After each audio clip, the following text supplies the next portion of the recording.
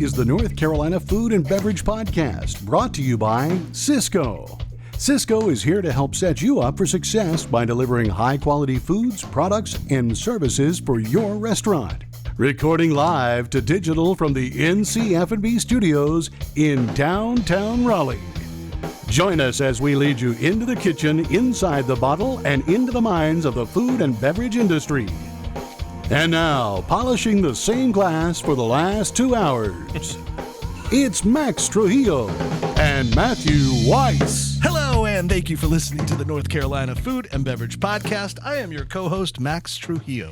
And I am your co-host, Matthew Weiss. And today we have the Silver Fox of Wine, or better known as the creator, the impetus behind Foxcroft Wine Company out of Charlotte, 4 locations, one in Birkdale and one in Greenville, South Carolina, and soon coming to North Hills, coming to Raleigh. He is Conrad Hunter.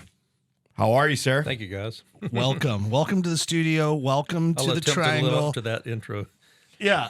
By the way, for the listeners and viewers that didn't know, Conrad commented or said that he thought this was a comedy podcast. And as we did lament, it only took 480 episodes for somebody to think this was funny. Better late than never. Yeah.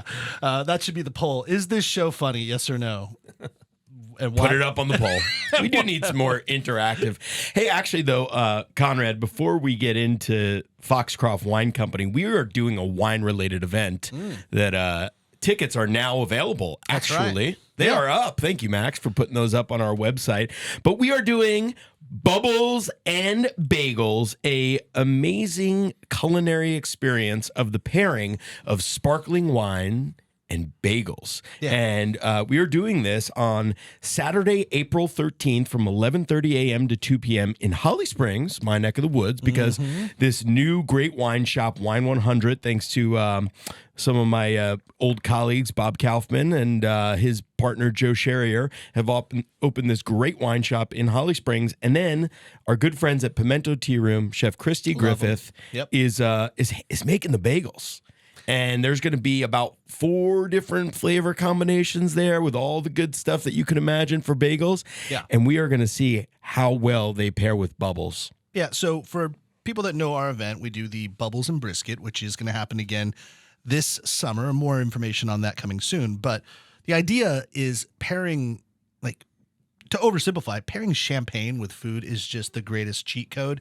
And Matt, being a New Yorker, laments that there are no great, bagel shops in the area, or very few, let's say. Yeah. And so let's get into it. And this relationship that you and the Pimento Tea Room have forged has unveiled this amazing knack that Chef Christy Griffith has at making bagels. And so we're like, oh, why don't we just throw all that together?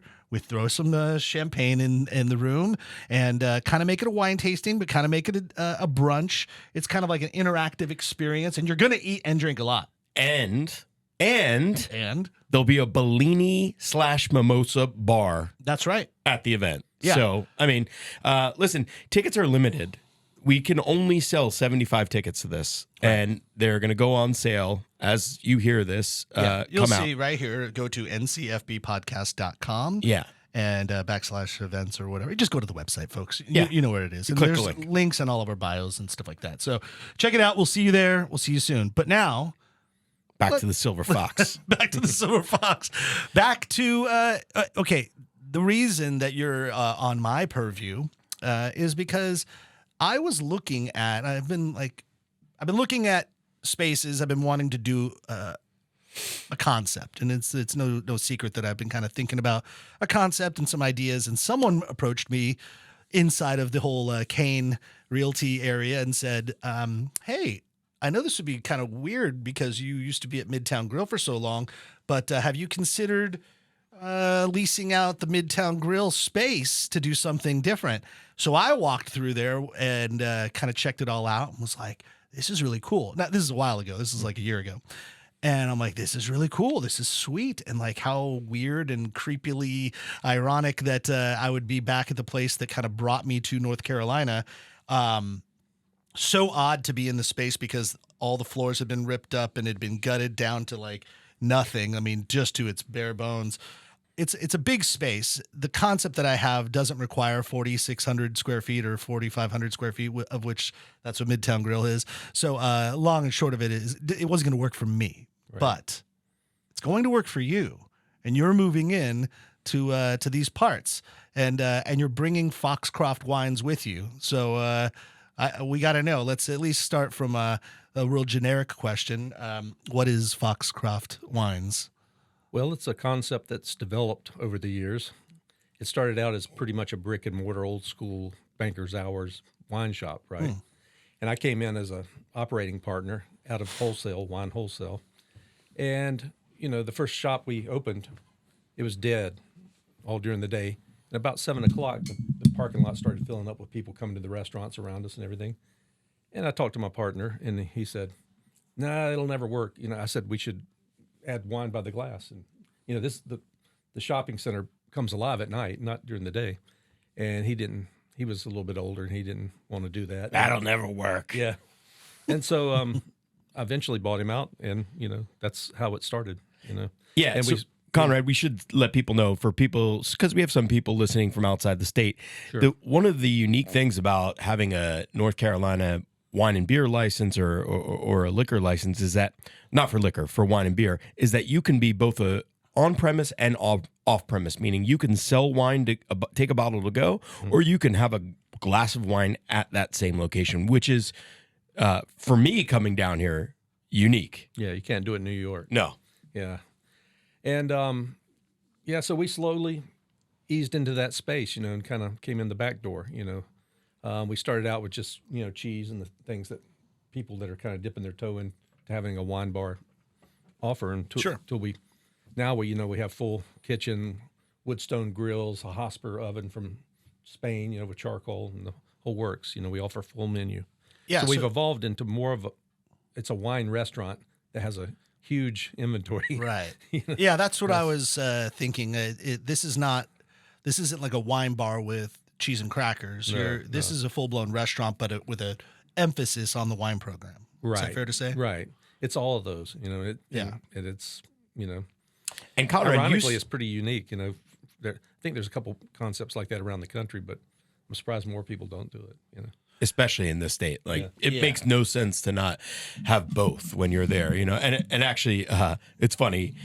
At Wine 100, we were talking about, they were like, we want to be a wine shop, but they have the Enomatic there, so you could do, wine. Do you have an Enomatic at any of the Foxcrofts? We started out with one. We switched to a better system that made more sense when you're doing the volume. But the same kind of idea where you kind of can taste all the wines that are it's an argon gas pressured machine, so you can taste wine by the ounce, by 3 ounces, get a full glass, and you just A wine vending machine. a wine vending machine. But There you go. ours aren't out for the customer. They're behind the bar for the servers. I see. Okay. Which help you with waste and Yeah. Anyway, By the way, that's like going to Home Depot now. You used to be able to, I don't know if it's all Home Depots, but it's definitely the one that's in my neck of the woods. It used to be that you could cash yourself out, like you could ring yourself like a grocery store. Yeah. And now they have all of those stations manned by employees or personed by those employees. And I said to the person, I was There's a lot like, of shrinkage. I go, let me guess, you're here because everyone was ripping you off. And he's like, yep. I'm like, yeah, because who wouldn't be like, I'm buying 9 units of something, and I'm not gonna scan all 9 of these things. Not that I did that, but I'm saying that's what people would have done. I would yeah, assume. but in these machines, you can't get away with that because you fill a card. Anyway, the point I'm making is that they were trying to not be, like an on-premise wine shop, but then everybody was coming in and wanted to buy the glass and sit down and hang out. So it's beautiful, and so they do that. And so you went into a full-fledged restaurant though, which has its whole other headaches. Right. But you have you have 4 in Charlotte, throughout the Charlotte area. 1 in Greenville, South Carolina. Correct. On Main Street. On Main Street, which is we got to get out there more. By the way, we've been there a couple times with the Euphoria Food Festival, but it's such a cool city. I mean, it is like it's like Disneyland. Isn't yeah, it? it's like Disneyland for the food and beverage world. Yeah. It's like everything there is completely man made, but so smartly made to organize it for a great little It's like city. It's like the Truman Show. Yes.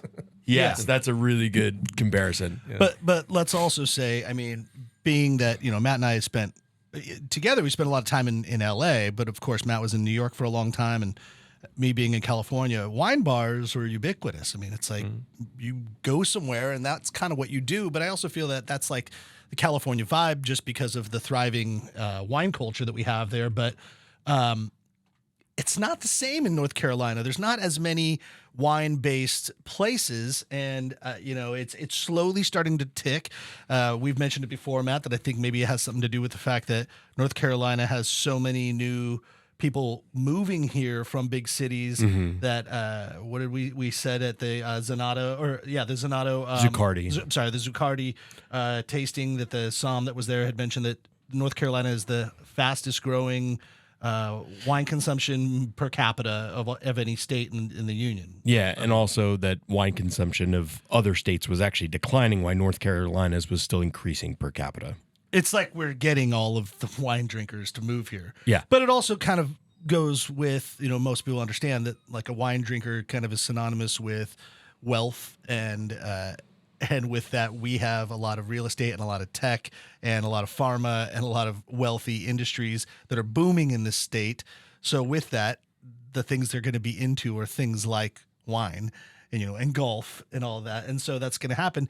But what better time for you to just pop up, especially in North Hills, where that's exactly that demo, Right. where you should do well. I live not far from there, and I'm always like, there needs to be. There's Vita Vite, which is a great spot, and we've been there before. That's a little bit more like wine bar. It's not necessarily a full restaurant, although they have a little bit of food. This is going to be like everything. Full blown. You could sit down, bring a date. You can have a steak. Yeah. You can have ricotta spread. You can have olives. You can take it to whatever level. We started out with pretty much a tapas type format back 20 years ago, and we don't call it tapas anymore because I think that term is overused. I guess. Yeah. But you can have entrees too, and like we just kicked off a new menu at our Waverly location. We're testing some new stuff, and my family and I went out Saturday night and we tried, basically grazed the menu, and so you can have a full meal there easily, and you can grab a bottle off the shelf. We don't have a somm there telling you what you should and shouldn't drink. We have educated wine people that work there, and if you need help, we will help you.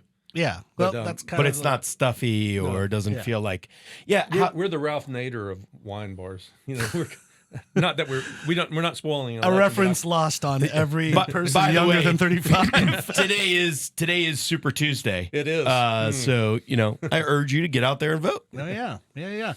Ralph Nader, for those that don't know, was he was like the Consumer Reports guy, he was essentially. consumer advocate, Yeah. public citizen for years, and But then he always ran for president Yeah. every year, kind of as a novelty, and he was always the third party. He was like Green Party? Party. Yeah, Green Party.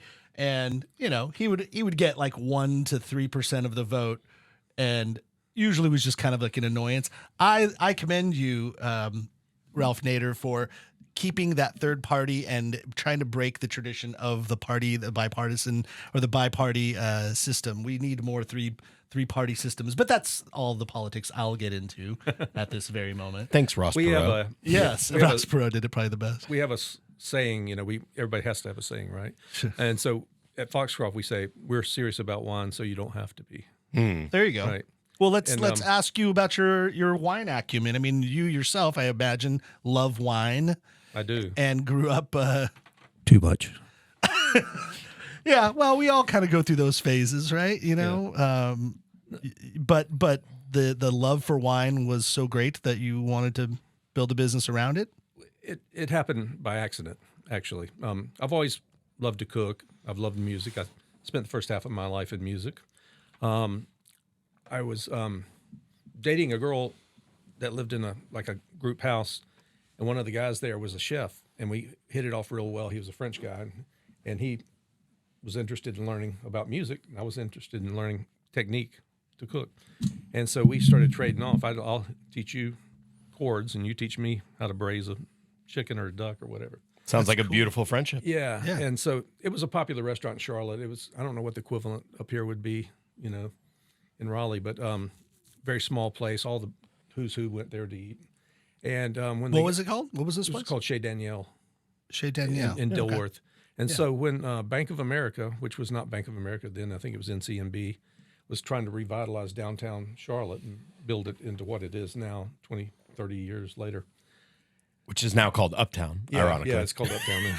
It was downtown. I'm a Charlotte native. Yeah, So. okay. Yeah, you're 8th generation Charlatan. Yeah, we came right from Northern Ireland to Mecklenburg County Oh, wow. by way of Scotland originally to Northern Ireland, part of the plantation. That's right. But so they tapped him on the shoulder to open a restaurant down there. Hey, we want to have a concept in this new building we're building. And it was called the Gateway Center there back then. Now it's Johnson Wales campus. But he wanted me to put a music program together for him. So I put live music. We went in there, it was all glass. So, okay, no rock and roll. It's too loud. How about jazz? And that would work with the food and, dining and stuff. So we had live music 7 nights a week. And I started hanging out there a lot. And his brother was the maitre d', and he was always opening bottles of wine and said, here, try this. This is Chateauneuf de Pape. What's that, Yeah. I didn't know anything about wine. I knew Boone's Farm, but Yeah. and that doesn't have good memories. But Yeah, you don't get memories after drinking Boone's Farm. so I started developing a taste for wine, and it was my birthday, and the manager said, "Hey, all the staff's going to chip in and buy you a bottle of wine. Pick a bottle of wine off the menu." And so I looked for the most expensive bottle I could find, naturally, and I think it was like $50 back then, which was Oh, a lot. wow. Yeah. Okay. Yeah.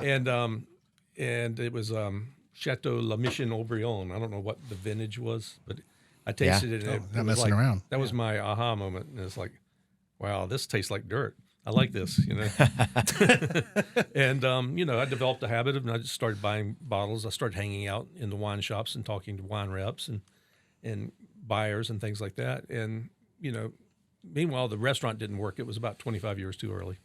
It lasted for about 3 or 4 years. And they sold it. And I had a recording business on the side. So that wine bug was always in me. And I was spending as much time in the wine shops as I was in the studio. And I got an ultimatum, more or less, from my wife and I agreed that, it was time to kind of get out of this. We had young kids. Yeah. So I went into the wholesale wine distribution business. And that's how I arrived at this, Yeah, with kind of the predecessor to my current job at Winebow, which was Sante. And so I want to talk more about that located here because in the Triangle. Yeah, they started here local in the Triangle, and they represented a lot of wines that were sustainable. Yeah. Yeah. I appreciate that. Oh, hey, everybody, check it out. New Grower glasses. Champagne. Old man wearing the glasses. Grower now. Champagne used to have Jacquemin. But before we get into all that, Conrad, I'd like to pause for a quick word from our proud title sponsor, Cisco. Yeah. While Cisco is the leader in global food service, we want to highlight their commitment at the local level, doing it right here at home where food and beverage professionals live and work. Last year, Cisco put $46 million towards giving back in local communities. They also donated 16 million meals worldwide and $1 million to the nonprofit Feeding America, helping local families in need. Here, where we are in North Carolina, 1 in 6 children faces hunger. So this is crucial work. Cisco also cares about protecting communities through sustainability, sourcing products responsibly, investing in electric vehicles, and supporting more than 11,000 growers in their sustainable agricultural program, leading the way not just in food service, but in social responsibility as well. Visit Cisco.com, that's SYSCO.com, to learn more about Cisco's impact on our local community. Cisco, at the heart of food and service. All right, well, we're going to take a quick break to speak with our friend at Carborough Coffee, Lane Mitchell. Hello, how are you? I'm doing really well. How y'all doing today? Fantastic. Just drinking some coffee while All we're right. schmoozing about wine. Well, there's a lot of parallels between coffee and wine. Many people don't know coffee is actually a fruit, just like wine. A cherry, and they are typically about the same size as a nice sized grape. So lots of parallels there, especially now with the processing. There are a lot of parallels with coffee processing, kind of learning from wine processing. So super cool. They'll stain a shirt the same. But what are we drinking here today? Well, Today, well, in celebration of Women's History Month, we've been putting spotlight on our women farmer partners. This one is Annabella Menezes, and she is from Asatenango, Guatemala. Her farm's name is Santa Felisa Estate. And what we're drinking today is somewhat unusual. It's a variety called SL28. Is a natural hybrid of the oldest coffee cherry variety, which is Bourbon. And it's usually found in Kenya, Uganda, Zimbabwe. It's super drought tolerant, and it has really good sweetness in it. It's unusual to find this cherry outside of Africa where there's not a lot of humidity. But Annabella has decided she was going to do it, and she has created some beautiful, typical SL28 coffee. And so it is super raspberry, some cranberry, some hibiscus, some caramel, very deep caramel. We only have a couple of bags of this, and it's neat to have a coffee that's only found in Africa from Central and South America. Thank you, Anna. Yeah, this is delicious. It's awesome. And thank you, Lane and Carborough Coffee Roasters. To learn more, go to carboroughcoffee.com to get more information. And we appreciate it, Lane. We'll talk to you soon. Okay, take care. Bye-bye. Thanks, Lane. Thank you. We've talked with Jim Wald, has been on the show in the past, one of the founders of Sante. Old boss. What's that? Your old boss? Yeah. I work closely with Deborah Lewis of Vintage 59, which was also now kind of came out of Sante, and Zingo, who's a great wine professional in the area. And so, yeah, I have a lot of great associations with Sante. How do you go, though, from being a audio engineer to going into wine sales? I mean, you like it as a hobby, but then going to sell something, it's like it's a big pivot. Well, as I told you earlier, I've probably done everything in the music business except make money. Oh, yeah. Oh, we have that in common. That's great. Yeah. And I've done everything. And from playing to being behind the boards, tours, national tours, the whole works. What's your instrument of choice? My instrument that I got paid to play was piano. I went to Berklee School of Music. Oh, wow. You're legit then. Berklee's, if you don't use it, you lose it to an extent. But Berklee is play, like, but not Berklee College of Music is considered, if you don't know, that's the highest level of music, maybe next to Juilliard. Yeah, for jazz and contemporary music. Yeah, sure. it's pretty amazing. So so you're no joke musician over here. Yeah, that from the time I was 8 years old, that's all I wanted to do. Yeah, you never considered wine. It wasn't part of my house. At 8 years old, you weren't considering wine? No. My mom was a teetotaler. She never had alcohol in the house that I know of. Yeah.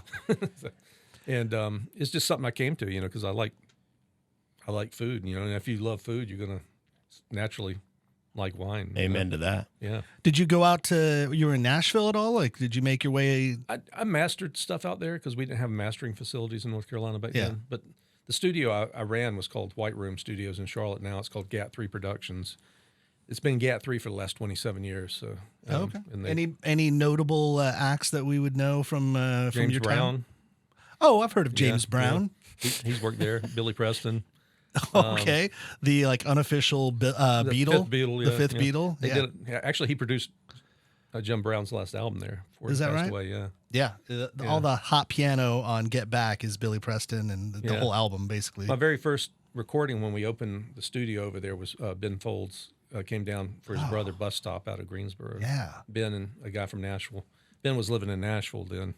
Okay. Before he got his deal, he had a Sony deal, production deal or. Yeah. But his brother brought him to produce, so they rented the place out. Ben Folds is a Chapel Hill native, I believe. Winston-Salem. Winston? Really. He doesn't like to claim that Chapel Hill was cooler back in the 90s. Really. Okay. But, yeah. It's an old Moravian name. So okay. My mother's family's from Winston-Salem, so I know a little bit about that too. I was just in Winston for pizza over at Mission Pizza, and Chef Peyton Smith knocking it out. Did the pizza casse, had 5 or 6 different types of pizzas. There was a group of 5 of us, but still we were crushing pizza. And Broad Branch Distilling coming on very soon at the end of this month, right down like on the same block. Blew me away. I went in there, I got there early into Winston and went into the distillery, and I was like, I got like 15 minutes to kill. He's like, well, then let's drink some liquor, and pleasantly surprised. So more on that when we have them in studio coming up. Cool.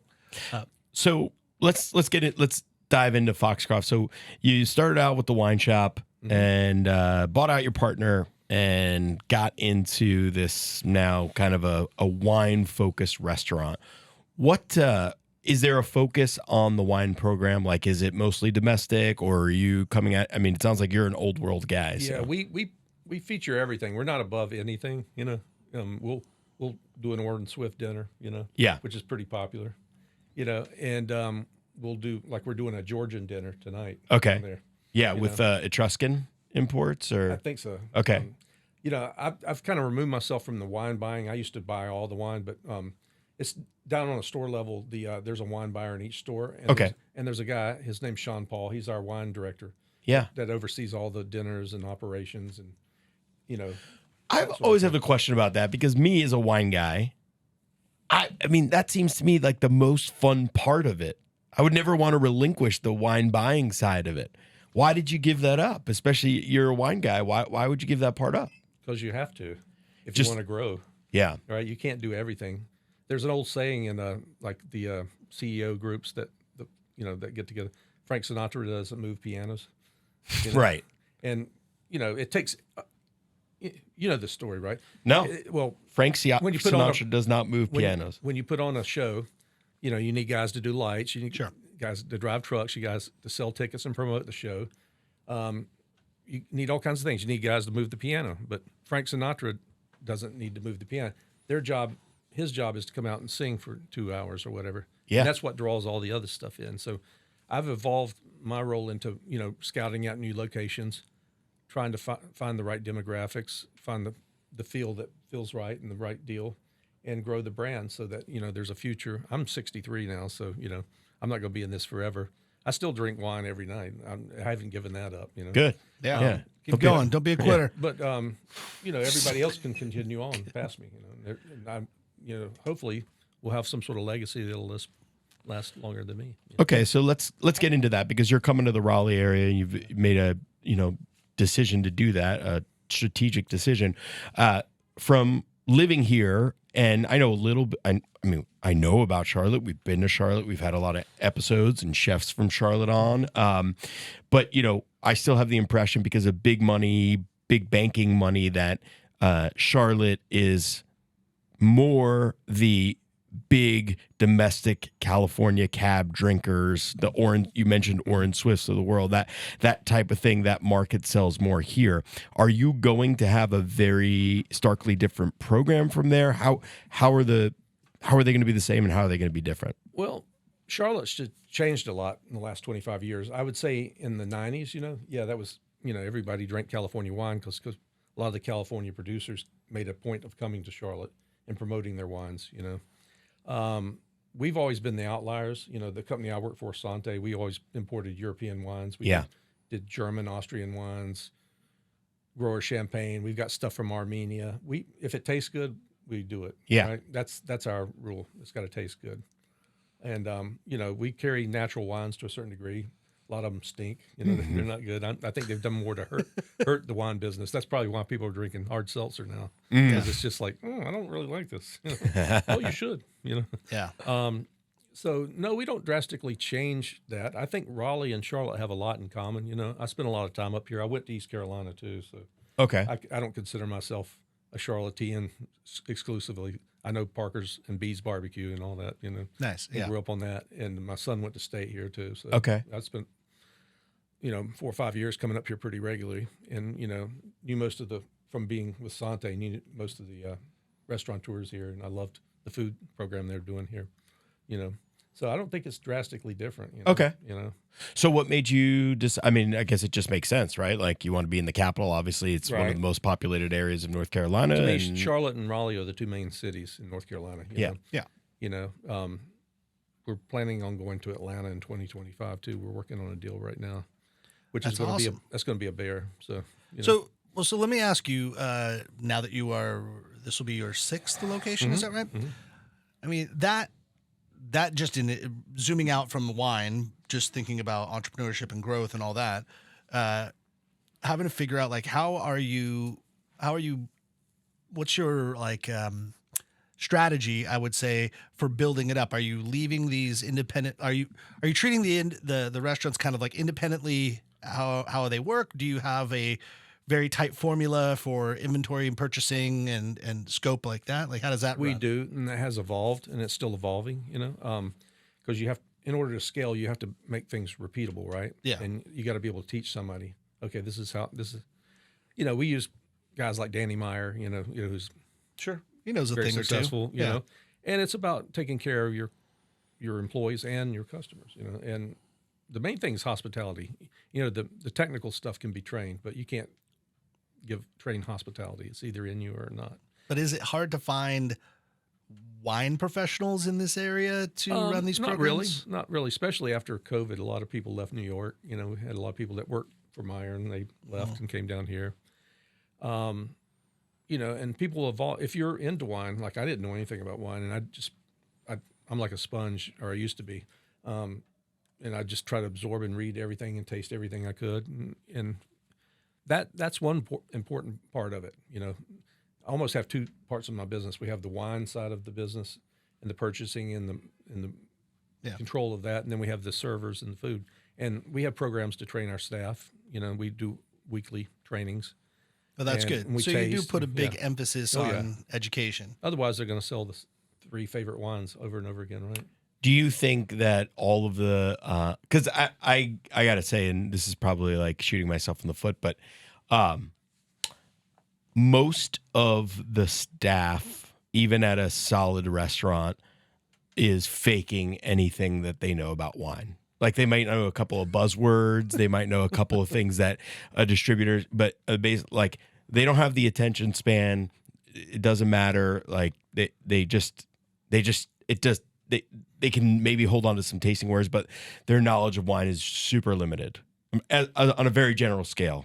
In general, that's the case in most restaurants I go to. I mean, that's changed a lot. There's a lot of hipster restaurants now in Asheville and the Stanberry over here, and people, yes, there's of course there's exceptions, but those are still the exceptions. Yeah. I mean, is Foxcroft an exception, or would you say that you're still struggling with that?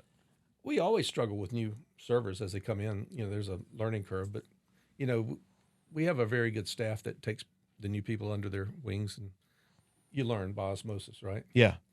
Or what's the education program like? Is there weekly quizzes? Is there, every day at staff training you have to do? Like, Well, what's the approach? When we hire somebody, we have a basic wine test we give them to see what their level is at, and we take it from there, but there are weekly classes. Are they mandatory? Yeah. Okay. And we have wine dinners. Yeah. They hang out at the bar at night and open a bottle. They'll pay for it and they'll try it, and they'll all try something new. So there's a lot going on constantly.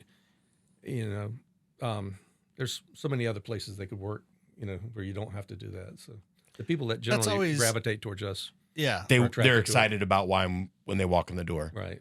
Well, that's that makes sense. The tricky and the part, tips. is like, and the tips, yeah.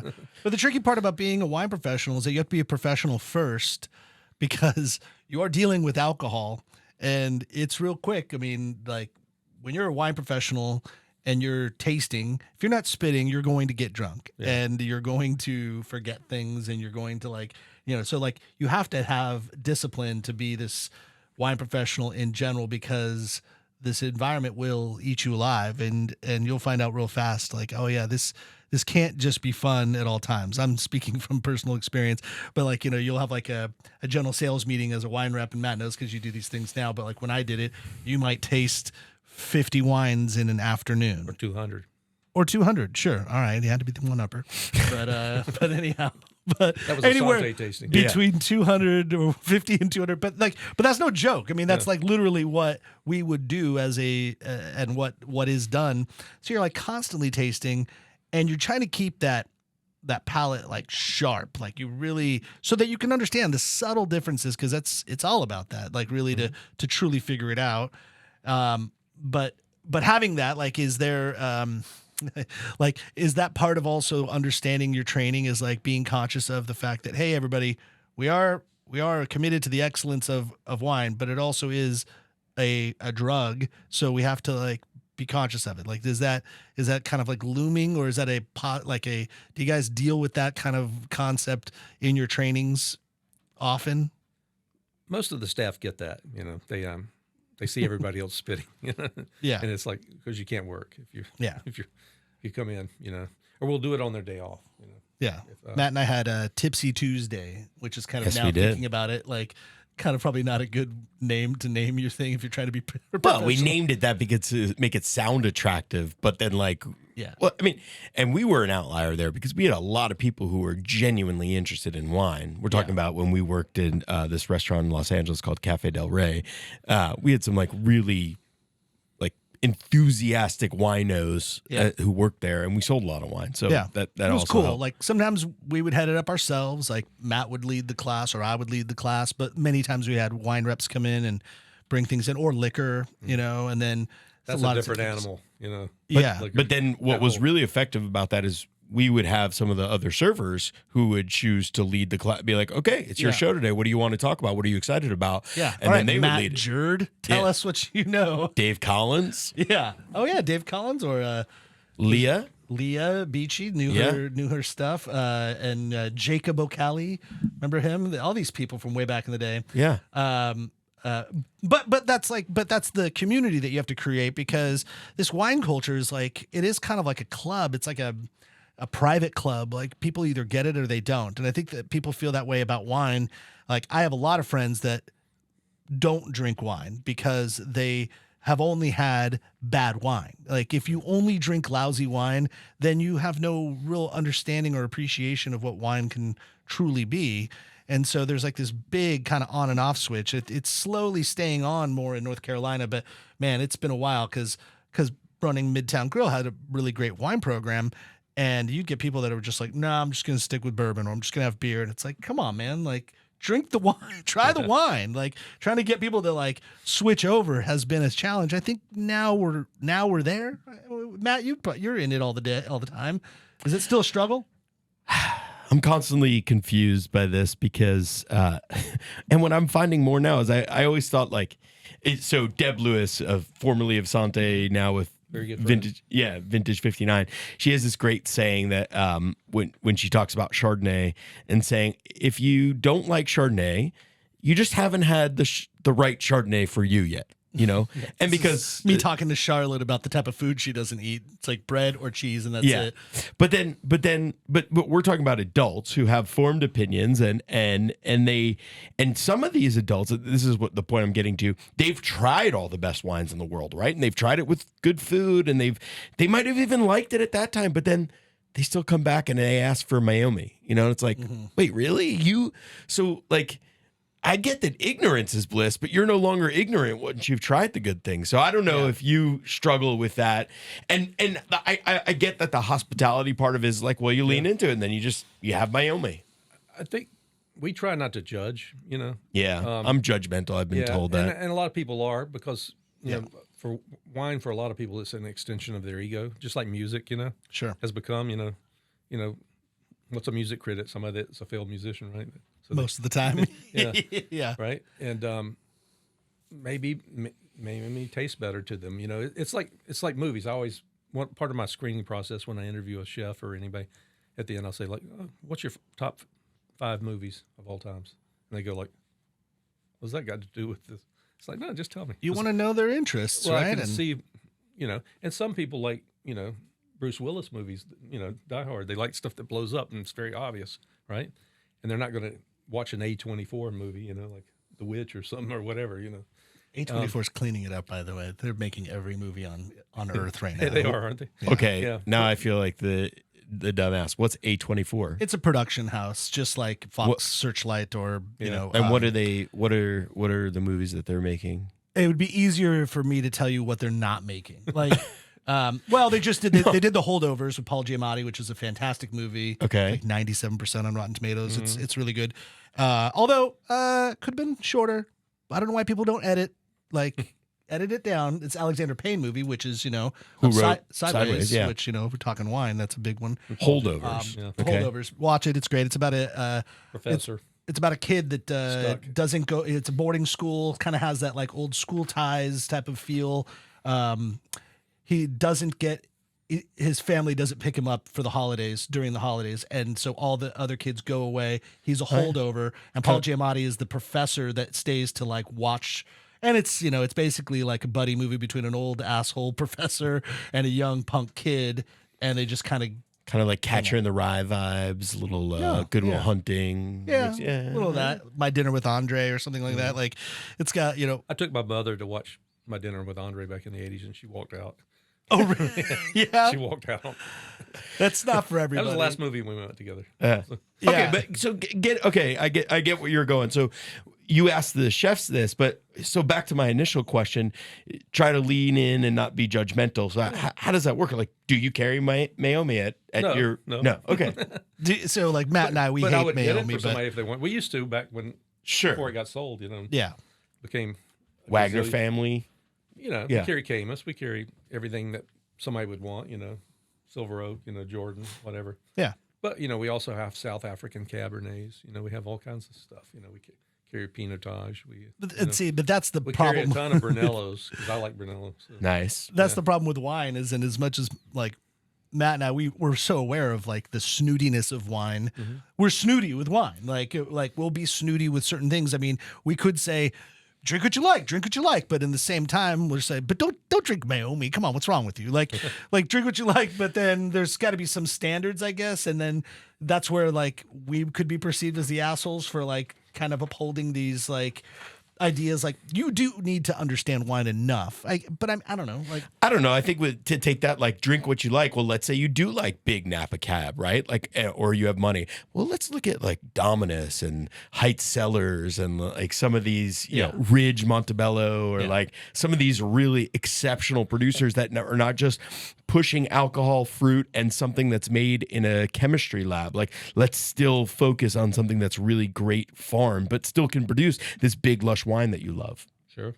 Yeah, wine isn't uncommon to like connect the dots between an audio engineer than to like a really good recording with very little mixing and editing. The thing I learned, I went to MI. It's in Hollywood. That's where I went to school for music. But like, they're like the best way to do this is to do it right in the studio. Right? At Hollywood and Highland, like right there next to the Kodak Theater. But the best way to record a great album is to perform it flawlessly. Like you don't want to put all that extra compression and EQ and all the things in the back end, and you don't want to go in the lab because you realize that there wasn't enough sweetness or sugar levels or acidity from the farming of the grapes. Or mega purple, dare we say.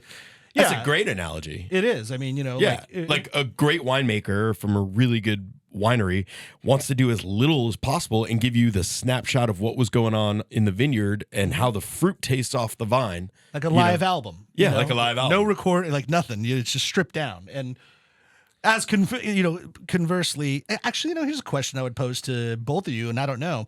There are albums, if we're taking this analogy to the next level, there are albums that are studio recorded, and I just think like the Beatles, right? Abbey Road, many consider one of the greatest albums of all time, was highly studio manipulated or engineered, where you do a lot to make the end result sound great, and everyone can kind of generically agree that's a great sounding album. Is there a wine that is like that, where it was modified so much post growing in the vineyard and like literally made that like is a good showcase of great wine making?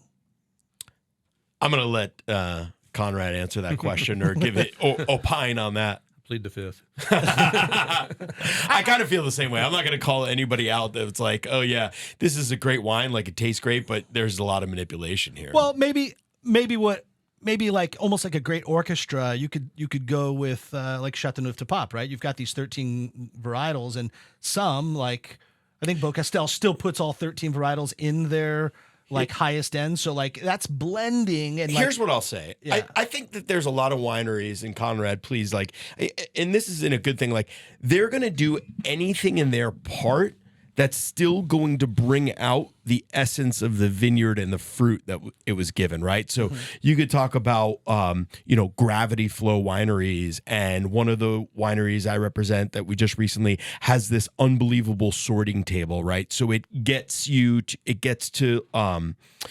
the table in this gravity flow winery right to the tank. So like there's no manipulation of the grape, but it's a technology infused thing. So in some way you're engineering, manipulating, but you're also then getting like the best berries of that wine and probably selling off the of that vineyard. So yes, that's manipulation, but I guess in a good way, because we're ended up getting the most pure essence of this. Yeah. I mean, There's that Legator.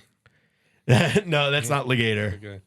there's so much technology that's out there. But It's Lemelson from Willamette Valley. I've visited. Yeah, but they're all great. They're great wines, Yeah. and they're also they're the Eric is an environmental lawyer. His father was an inventor who's invent like so many things that we use today. And so they're just doing everything in their power, I would say, to give you the best wine, but they're not manipulating, they're not pitching yeast, they're not doing all the things like that. They're just like, they're engineering their winery so that they get the best part of the vineyard. Yeah, that's utilizing technology, I think, is a great thing. And that's where the recipes always change because technology evolves the process. Right. So And I would say the same thing to your analogy of recording. Like maybe you're just setting up the studio for the best sound possible to come out, and maybe more behind the scenes, like more stuff was added into equalizers or whatever the jargon is. But my analogy there is like, if you're coming into a studio, we're just going to set it up so that everything sounds as pure and beautiful as it possibly can. Yeah. To kind of bring that around, though, I'll take the Wayback Machine back about 25 years ago. When I first opened up the retail store, everybody put up Robert Parker's score points, right? And Sure. all the shelves were just hanging with these little points and his talking points. And I realized that, we weren't really selling the wine. Robert Parker was selling the wine. Yeah. And they can buy that anywhere. So we took all of that stuff down, and I wanted to make a point of developing a relationship with the customer. So they come to trust us. They're not coming because they want we still have some 95 pointers out there walking around with their cell phones on their app and everything. But they have that. You don't need But that's that. not my customer base. We're not doubling down on the 1%. We're reaching everybody else. And so what happens is our servers, back to your original question, they develop a relationship. Oh, you know what I like, come out and pull me 3 or 4 bottles and let's do this one. And there's a lot of that. And, and they could go, like I said, go grab their own bottle, So we've developed, it's kind of like a Cheers kind of feel. At all our stores, and that's part of our culture. I love that aspect. I mean, I think that's the ideal, right? And this is what I tell everybody. I've said this hundreds of times. It's the biggest life hack I could give you for your wine enjoyment experience is find a local retailer or a restaurant that really that you can have a dialogue with that is wine focused, wine knowledgeable, and your wine drinking experiences will increase tenfold, if not 100-fold in pleasure, because exactly the scenario, like you said, where somebody's willing to say, you know what I like, pick me out something in this price range that's going to fit that bill. And then maybe they're going to bring something to you that you never had an idea that you would like, like if you like Pinot Noir, for example, they're going to bring you Schiava, right? Like that's going to give you those same sort of tones. And just to give an example, and you're going to be like, I would have never tried this had I not opened myself up to allowing you or my trust for you to present me this. Right. So on your site and throughout this whole thing from the beginning, you've been a wine bar, but you've also done some retail, a lot of retail. Mm-hmm. We do a lot of retail still. Yeah. We have an online presence. We started as a retail. So the original stores do more retail than the new stores. Okay. Our brand has kind of evolved into the restaurant that it is now. Yeah. Well, I was going to say, just being that I know this neighborhood you're moving into Right really next to closely. Total Wine. You're going to be next door to the biggest wine retailer in the city. But that's going to be the funny thing. I mean, you got to hire somebody to just stand out front and like yell at people that are going into Total Wine at the same time and just be like, "Oh, so you don't care about what you buy? You're just going to go there." Is that right? No, I'm kidding. I mean, Damn, Total Wine's never coming on as a sponsor now. well, you didn't let me finish. I go to Total Wine all the time. I buy because I drink wine all the time. But Go to Taylor's. Yeah, well, but see, I'm like picking up the kids and they go to school right around the corner, and then I'm like, all right, they want to like go to Starbucks or Panera or Lululemon and like kill time for 20 minutes. So I'm like, hey, go do that, and I'll go get some beer and some wine over Your at Total kids Wine. shop at Lululemon. Well, they want to. The window shop. Yeah. Well, yeah, my daughters are teenagers, Okay, so okay. yeah. Yeah. But We always look for the Lululemon. That's where we place our brand. Anywhere there's yoga pants. it's a good marker. Yeah, you're gonna have a lot of traffic. We have about 80% women as our clientele, and then couples. Wow.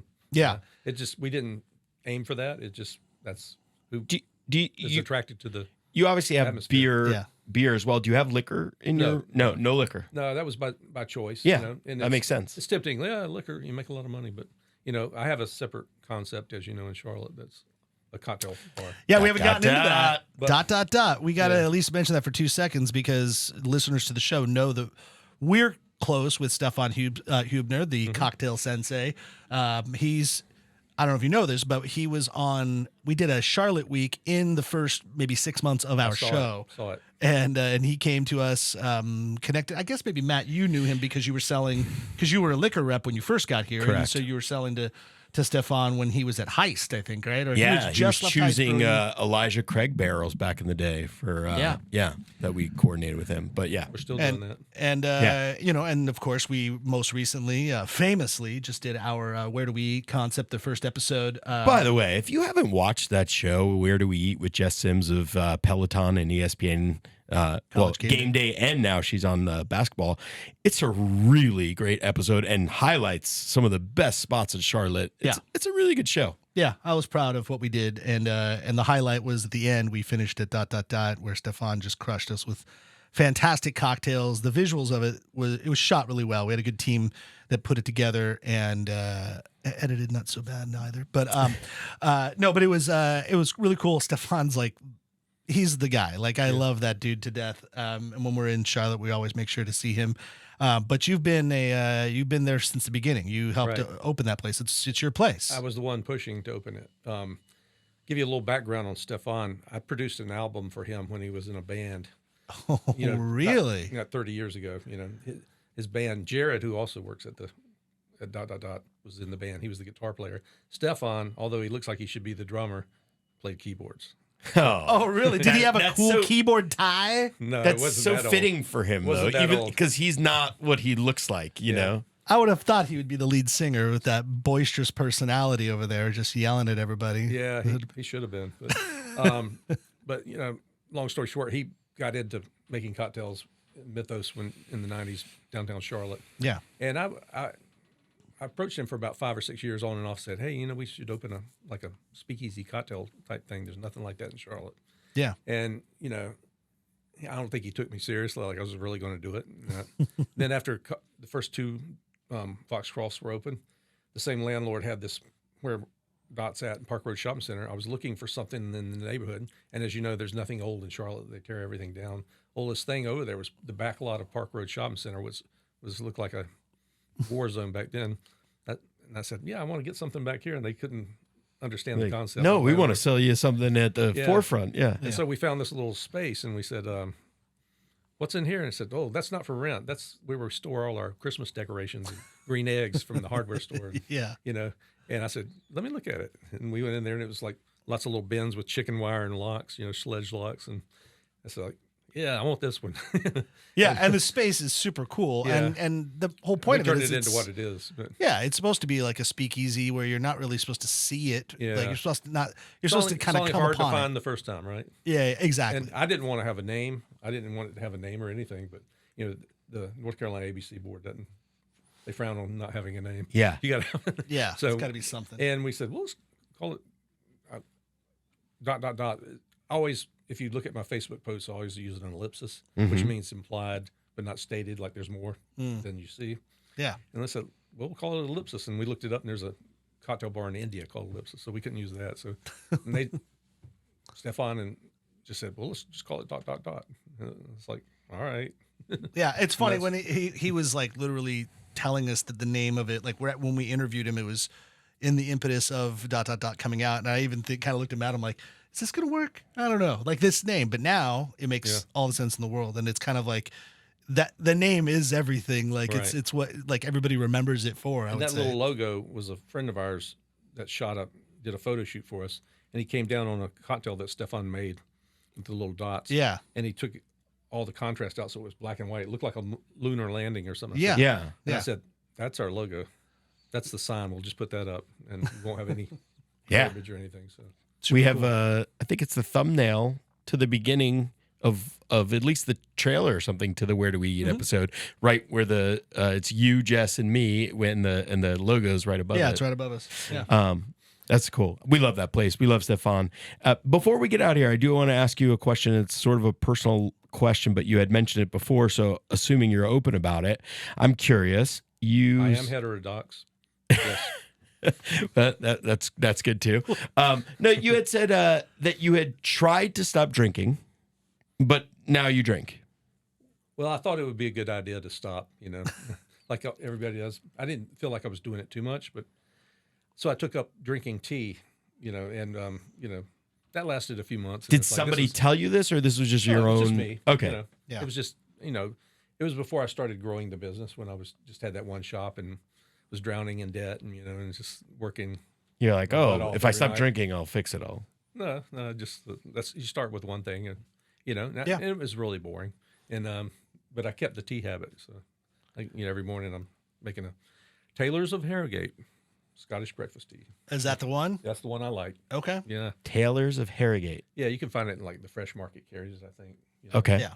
Not Harris Teeter doesn't have it, I don't think, or whatever I think you specialty. You might have Wegmans up here, right? Yes. I'm sure they would have it. Yeah. I mean that whole wine thing. I mean, it's from Yorkshire. When you're working in the business and you're like it's around you. I mean, like you, Matt, you have like open bottles of wine all the time at your house. I mean, I know, like personally, Felicia said to me, she's like, your partner on the show doesn't give us enough samples of his wine. She's like, why are we buying our own wine? Why is he not just bringing them in every Tuesday? And it's a good question, Matt. Why? Where's all my wine? By the time Tuesday comes around, the samples are no good. Yeah, but like if you saw me on the Thursday, if you meet up with me on a Thursday afternoon, boy, I'll set you up. Yeah, Thursday afternoon was like the night where all of my neighbors and all that would just know. They'd be like waiting out by the door, like when I'm coming home. They're like, "What you got?" I'm like, "All right, you scroungers, here you go." But but it's like if you're around alcohol all the time, it becomes much more of a thing for you to manage your intake of alcohol than if you like worked in an office and never saw a bottle until you purposely put yourself in front of a bar. Then it's like probably easier for you to keep it out of your mindset at all times. Yeah, but maybe it goes both ways because you're like, oh, well, I have access to alcohol all the time, so I don't need to abuse it. Versus, it's more like I'm sitting in an office all day and I just want to get off and have a drink, and then you just all go. I'm thinking about is that bourbon. Yeah. I can't speak for other people, but I never have drinks during the day. I don't have it for lunch. Yeah. It's part of our routine when we cook. We have wine with our food.